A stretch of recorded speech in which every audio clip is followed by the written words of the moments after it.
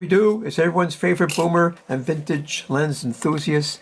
Today we're going to be looking at the Canon lens FD 50mm 1.4 SSC made in Japan. It's on the Canon M50 Mark II, and I use this lens a lot on this camera, which is the Nikon Z50. I just want to show you something real quick here.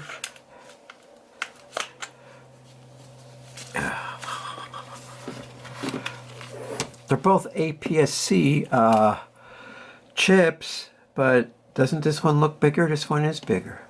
Doesn't this one, it looks a little bit more square too, doesn't it? I don't know what to think. This is 24 megapixels. This is 20 megapixels. The Z50 came out in 2019, and I believe the M50 Mark II came out in 2020. So let's put that aside because we're not really discussing that. We're discussing this. I just wanted to point that out. There's a 1mm difference between this sensor and that sensor. Okay.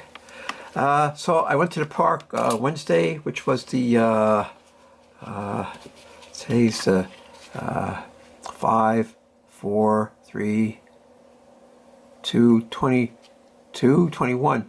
Wednesday was the 21st or something, and it was. I went to work. I missed a half a day Monday because we got 8 inches of snow and brutal cold, and so Wednesday is my day off. I work part time, but I went in 4 hours to make up for the 4 hours I missed on Monday. So I go to the park. Brilliant blue sky. It's 12 degrees. I was there at like 1:30 and it was like 12 degrees. So I set the ISO at 200. I shot some at f8, then I went down to f11. I just varied the shutter speed. And I had this lens hood on it. It's an actual genuine Canon lens hood, and it seemed to help a lot. I didn't see any flare balls or anything. And the sun was still low in the sky, and there's a lot of reflections off the snow. So I took a different walk. There, you see, this park is 1,000 acres, and there's a lot of nooks and crannies there, like glens and dales and little ridges, and they're off the beaten path.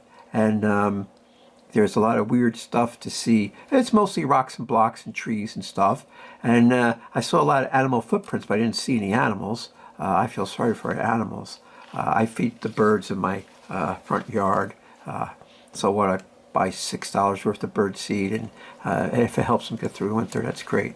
But I use this lens quite a bit on the Nikon Z50, right? But how does it perform on some other camera? So I stuck it on the M50, and it performs really good. Stopped down at f8, 11, and I think I shot some at 16. Bright sunlight, very high contrasty situation, and I noticed that the viewfinder seemed a little dark. I bought this used, maybe that's why the person got rid of it. It was usable, but it was dark, and I think I got excellent results, and you could see in the following slideshow. If you could get this lens, if you want a 50mm, get this lens, because it's 1.4, which is totally usable, and stop down to everything else as good as everything else. It's only slightly bigger and heavier than a regular 50mm, and for those rare occasions when you need 1.4, you got it. So that's the way I look at it. You can't go wrong with this lens. I bought this in excellent plus condition, and it's a really nice lens. And let's just jump into the photos, and you can see for yourself.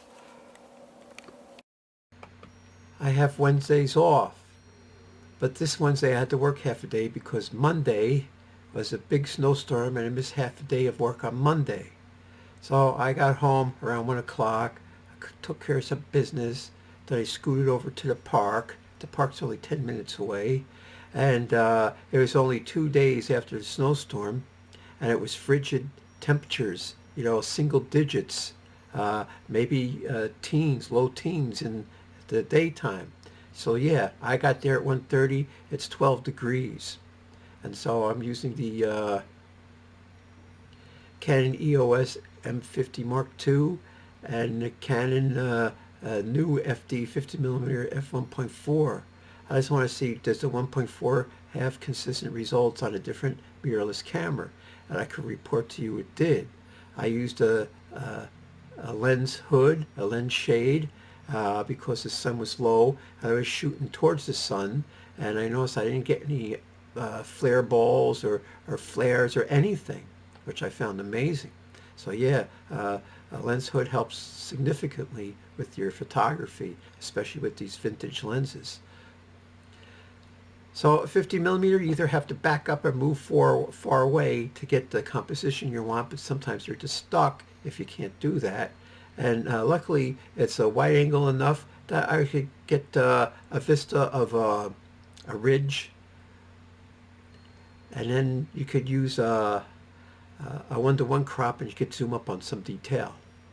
It's a fine lens. I mean, this is a harsh, contrasty situation, and I thought the photos came out pretty good. I noticed there's a lot of downed trees, and I always think about that, you know, and forest fires are the topic of the news now. Now, it just so happened that everyone's famous boomer was right next to a major forest fire in the Grape State of New Jersey back in November. And I could see the flames from like 2 miles away. They're 100 feet tall flames in the back of a hill. Now, the fire was east of me, and the winds are predominantly from the west, but that doesn't mean that a fire could have started either naturally or unnaturally, and the area I lived in could have, I would have had to evacuate or something. So this thing burned for like 2 weeks, and every day I had to drive through it, and the smoke was intense. And, you know, if they had shut down this road, I probably would have had to miss work for a while because I would have to go like 20 miles out of my way to get to work. It would have been horrible. So they said they had it like 20% contained or something, like 1,000 acres burned or something. Now, you got to understand that Jersey's very populous. Some people had to leave their homes. I think some structures did burn. And what happens is we got 8 inches of snow, and boom, that was it. The fire was out. And then we had either rain or snow pretty consistently since then. And of course, this recent snowstorm was like 8 inches. So fluffy, powdery stuff. And you step on it, it goes crunch, crunch. And it's so cold that even a week later, most of it's still around. Yeah, so snow is a good thing to suppress fire, but, you know, I feel sorry for the animals. How do they live? So I put out bird seed for the birds in my front yard. But it's deadly but beautiful, the snow. I mean, the frigid cold, it was cold, it was 12 degrees. The only reason I was able to stomp around for an hour was because there was not a breath of breeze out. So that was good too. And there's no one there. There was a couple of cars there. Did I see anybody walking? No, I did not see anybody walking. But I seen some people come in and out just to look, I guess. And yeah, I can't wait for spring and summer to get here so I could complain about the heat and mowing my lawn, which I would rather complain about than the frigid cold and the snow. You know, I've got the heat cranked up all the way. What's my utility bill going to be like? The solar panels are buried under snow, so even on these sunny days, I'm not getting any juice, which is, you know, that's one of the things that happens. But, you know, once it melts, I'll just get the benefit of solar power again. Yeah, so the snow blankets everything. It enhances the topography. Because the rocks and the trees are the same color, and sometimes it's hard to see exactly where the hills are and everything. And then I like the zebra striped snow, and it wasn't a major, it was 8 inches of snow, but some of the rocks didn't get completely covered. There are still some reeds that didn't get beat down from the first 8 inches of snow was this wet snow, and it beat everything down. So these reeds managed to survive somehow, but almost all the other reeds got smashed down. And yeah, there's this boulder's as big as an SUV or a small truck. How did it get there? Sasquatch put it there, the glaciers, the hand of God, who knows? Uh, so this is Thousand Acre Park. Sometimes you can take a walk down some other way, and it's you'll see stuff that's off the beaten path. No one goes there. Even if you bushwhack, you don't see any trash or garbage because most people just want to go to the lake or where the picnic tables are, and that's it, which is fine by me. So this way I could go on a desolation tour where there's no one around. So yeah, it was cold, and there's all these ice crystal thingies, and the snow was a virgin in many spots. And the best time to go bushwhacking, I find, is in the winter when there's snow, because you don't have to worry about biting insects, ticks, fleas, snakes, or I guess the animals were all hibernating. I've seen plenty of tracks, but I don't see any animals. Uh, and so I was there for an hour. That's all I could stand. Um, but it's usual. I take anyway, maybe 90 minutes. And this hour was actually a very short walk. But I really love this park. It's a cool park. I mean, it's not the Himalayas, it's not the Rockies, it's not the rainforest. It's just this place that's pretty cool. I like it. It's chill. And in the summer, it's chill, even though it's hot. Uh, and I use it as a background to check all these lenses. And this lens, I shot a lot of them at f11 and f16. And I had to adjust the shadows on some because I exposed for the highlights so they didn't get blown out.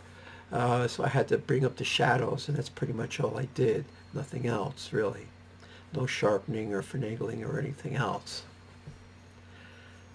Yeah, it's sterile. Winter is sterile, and it's beautiful, but it's deadly and dangerous. Uh, so I go out there and I take these pictures, and why not? You know, that's my thing. That's what I do. And here's the so-called picnic tables where everyone hangs out in the summer. I don't go to this park in the summer. It gets too crowded. There's too many bugs. So winter is my time. Winter, early spring, and fall is my time to go to the park. And the Canon new FD 50mm f1.4, well, you know, you want to get a vintage 50mm, get this and forget everything else. I mean, they're reasonably priced, they're not too big, they're not too heavy, and they have more versatility because it's f1.4, and it's usable at f1.4. So the bottom dollar, of course you know what the bottom dollar is. Go get one.